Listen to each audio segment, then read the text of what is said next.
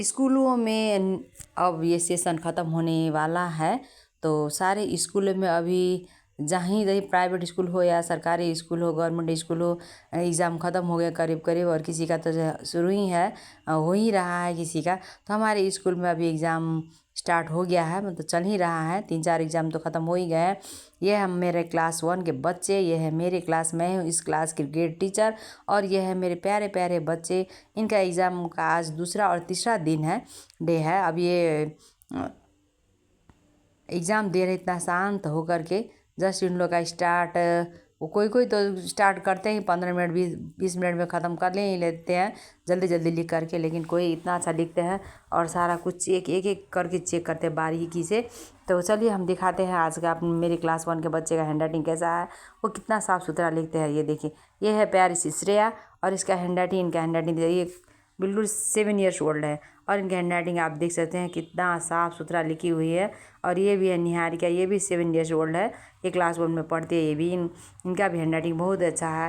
ये बहुत ही समझदार बच्ची है और एक एक वो जो स्पेलिंग होता है वो सारा कुछ चेक करती है जो कहीं गलत ना हो जाए।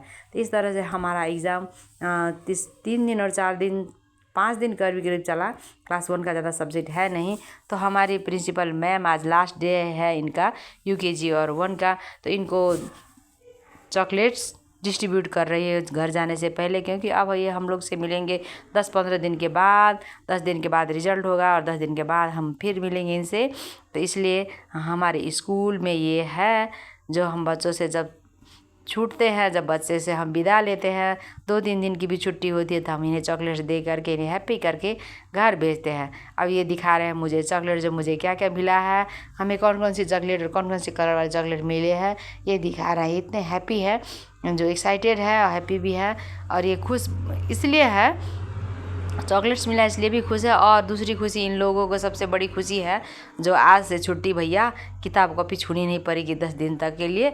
अब मौज ही मौजे, खेलो कूदो घूमो जितना मन हो, मोबाइल देख लो, टीवी देख लो। अब मम्मी नहीं डांटेगी क्योंकि अभी तो दूसरी क्लास में जाना है हमें, तो अभी ये बुक हमें पढ़ के तो कोई काम नहीं है। इसलिए तो ये इसीलिए ये बहुत ही खुश हैं।